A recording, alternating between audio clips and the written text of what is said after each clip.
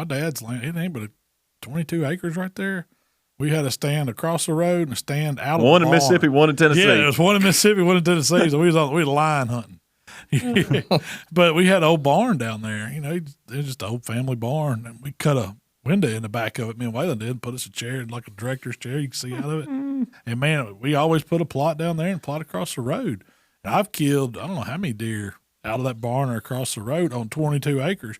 But there's a 600-acre hunting club to the south. There's a 1,000-acre hunting club to the north. It's river bottom to the west. I mean, when you get the perfect piece that's surrounded by good hunting land, they ain't gonna stay on your little piece, but they definitely gonna come through there if you got something for them to browse on. So, and you don't overpressure them. Like we couldn't overpressure them. It was like hunting at your house. yeah, no, he ain't lying. They were used to people. So we always seen pictures. I mean, as long as I know Malcolm, I've always seen pictures. We'd be open a day. He'd send me a picture of the food plot he's hunting or the deer they killed or whatever. And, you know, I was like, dang, I said, Malcolm got a pretty good chunk of property over there, you know.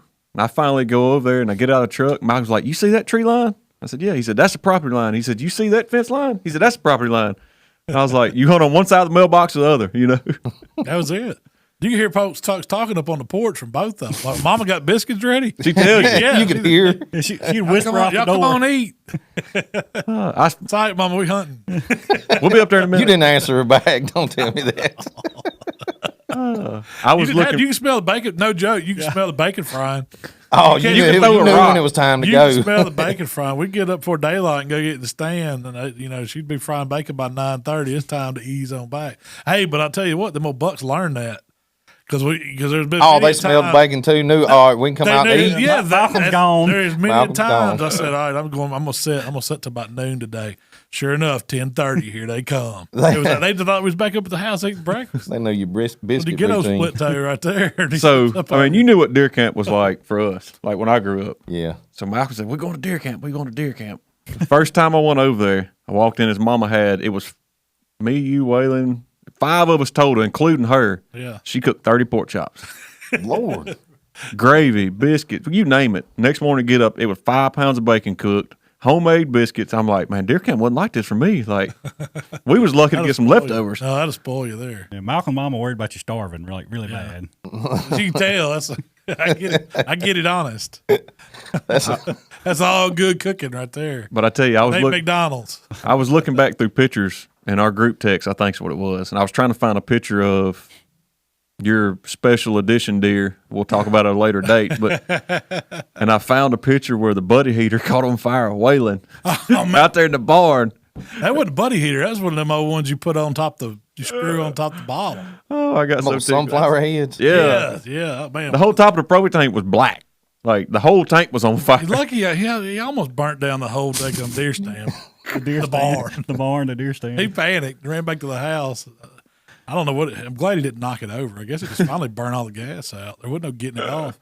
It got so hot it fused the top of that heater to the propane cylinder. Oh, so it was just straight gas blowing out Coming top out, of it by yeah. that time. The regulator was gone. No, it was gone. It was just the gas in the bottle and flames. I think the hose done dry rot and sprung a little leak on him. Yeah, melted it to it. He couldn't get to it and turn it off. I was like, man, why don't you just kick it out the barn door or get it rolling down the hill or something? Man, I thought it was going to blow up. He took off running. My dad would come out, Waylon running up the hill as quick as he can. And if you know Waylon, that ain't fast. He's going to have a hard time explaining how he burned the barn down. My dad didn't want no heater in that barn no more. It wouldn't take nothing for that barn to go up. I mean, Heck no. It's 100 years old at least. Yeah, it's old, yeah. That'd have been bad news. Messed up a good stand. The best one y'all had. Yeah, that was a killing barn, man. I used to take Michael down there. I've got pictures of him propped up to sleep, and I'm sitting there with a gun out the window. He killed his first deer there too, didn't he? He did kill his first deer across the road. Was he on the other side? Yeah, he was on across the road. He was on the other side of the mailbox. Yeah, he was on the other side of the mailbox. He was hunting in Mississippi that day. That's right.